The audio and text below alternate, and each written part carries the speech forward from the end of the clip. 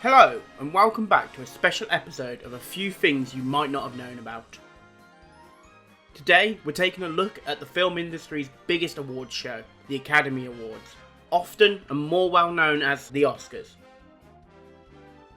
Starting back in 1929, the non-broadcasted show was presented in front of a small audience of about 270 people during a private dinner function at the Roosevelt Hotel in Hollywood. All in all, the first Academy Awards ran for about 15 minutes, in which time 15 statuettes were awarded to various filmmakers for works completed in the 2 years prior to the awards. Attendees paid just $5 for a ticket to the show. Adjusted for inflation, that's about $75, still about 10 times less than what you'd pay today. Here are a few things you might not have known about the Oscars. As the Oscars moves forwards and evolves every year, there are always new firsts being reached and new records being set. This year is no different, so I wanted to start by talking about some of the interesting things to happen for this year's awards. This year's awards have been a big year in terms of recognition for female filmmakers. In the past, the Academy has been accused of favouring men over women when it has come to their nominations. This year, however, sets a record of 70 women receiving 76 nominations between them. Of those nominations, 2 are given for Best Director, Chloe Zhao and Emerald Fennell. This is the first time that 2 women have been nominated for Best Director at the same awards. Chloe Zhao is also the first woman of colour to be nominated, and the first to be nominated for 4 awards in the same year. Emerald Fennell is also the first woman to have been nominated for their feature film directorial debut.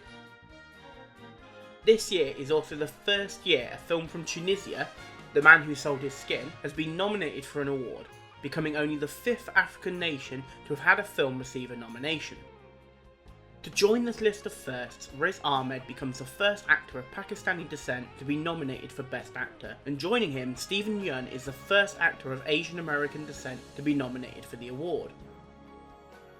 Minari is also the first film produced and directed by Asian Americans, and to feature a mainly Asian cast to have been recognised with a nomination for Best Picture.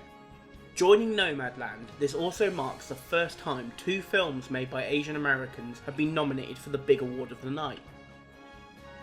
Beyond that, it would be remiss of me not to mention Chadwick Boseman's posthumous nomination for Best Actor.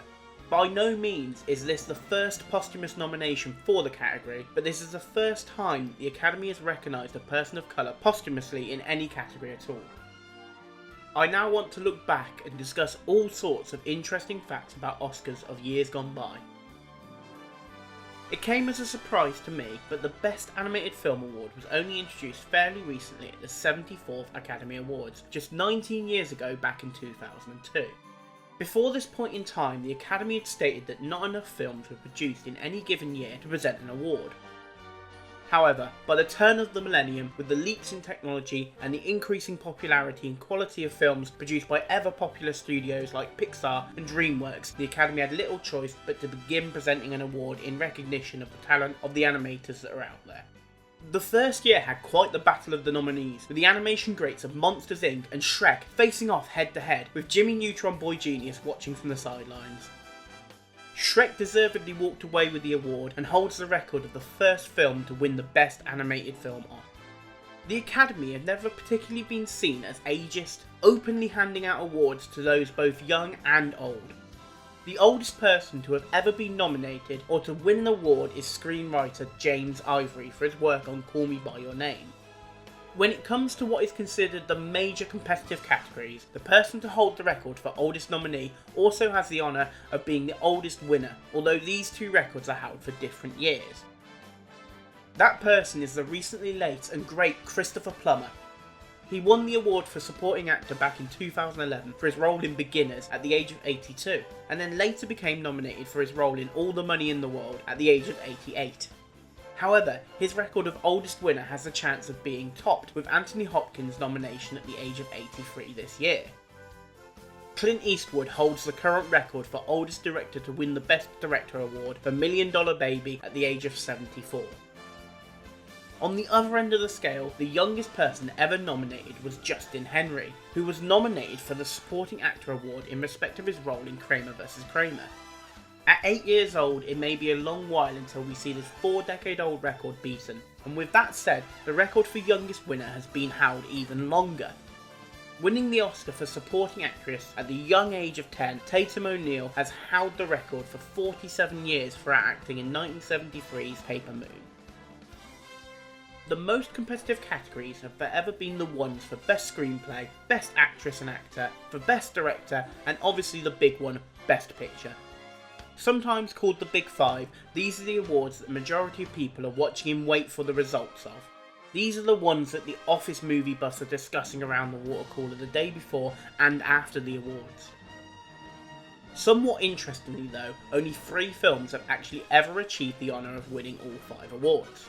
Those being Frank Capra's 1934 romance classic, It Happened One Night, the ever-amazing and totally deserving Jack Nicholson flick, One Flew Over the Cuckoo's Nest, and finally the only horror film to ever have won Best Picture, the fantastically chilling Silence of the Lambs. If I was to make a prediction, I think it might be some time before we see another film deserving enough to achieve all 5 awards. Over the years, the Academy Awards have become somewhat known for playing people off, as their acceptance speeches start to drone on and become too long. You'll often hear the famous wrap it up music start to play when a winner or group of winners have spent too much time on stage. The Academy has time to keep, and a lot of categories to award for. If they let everybody speak for minutes, it would go on forever. The longest ever acceptance speech was made by Greer Carson when collecting her 1942 Best Actress win for the film Mrs. Miniver. Droning on for over 5 minutes, many believe that this was one of the major reasons that they started playing people off and imposing time limits for acceptance speeches. More recently, Hilary Swank managed to spend over 3 minutes accepting her award for Boys Don't Cry in 2000, and Adrian Brody spent nearly 4 minutes on stage receiving his award for The Pianist in 2002. This is more than likely a massive reason for the Academy imposing a 45-second time limit for acceptance speeches since 2010. On the other end of the scale, the shortest acceptance speech ever to have been made was by Patty Duke back in 1963. On stage to collect her award for supporting actress in the film The Miracle Worker, the 16-year-old simply had this to say. Thank you. Perhaps the most controversial speech of all time is Marlon Brando's non-appearance to not accept the award for Best Actor for his role in The Godfather. In his own place, he sent a Native American, Sacheen Littlefeather, in a protest and to bring attention to the mistreatment of Native Americans not only in the film industry but also in the wider picture in America's history. In what would disgust most of today's viewers, the audience at the 1973 awards decided to boo and jeer at the protest put before them. Quite interestingly, only one person by the name of Oscar has ever won an Oscar, and that honour goes to lyricist Oscar Hammerstein II, who was nominated 5 times and won twice. Only once in the Oscars' 92-year history has no film walked away with more than 1 award, and this was at the second awards back in 1930, which also interestingly was the only year to have 2 award shows in 1 year. The second Academy Awards in April, followed by the third Academy Awards later in the year in November. The single most awarded person in the Academy's history is the incredibly famous Walt Disney. In his years as a filmmaker, he managed to accrue a massive 59 nominations and collect a hefty 26 statuettes, also holding the record for most awards in a single year with 4 in 1954. Everyone remembers Envelope Gate back in 2017, when La La Land was incorrectly announced as the Best Picture winner when in fact Moonlight had won. But this wasn't the first time an incorrect envelope had led to a mess up on stage at the Oscars. Way back in '64, Sammy Davis Jr. presenting the award for Best Adaptation or Treatment Score opened the envelope and read the card announcing John Addison as winner. But confusingly, Addison hadn't even been nominated for the award, making the mistake instantly apparent.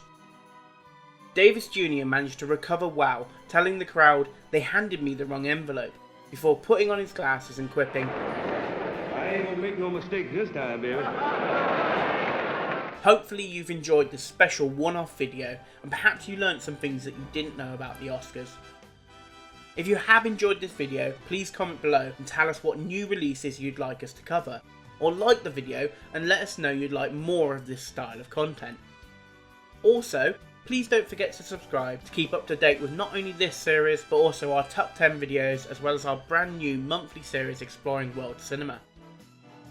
Thank you for watching, have a great day.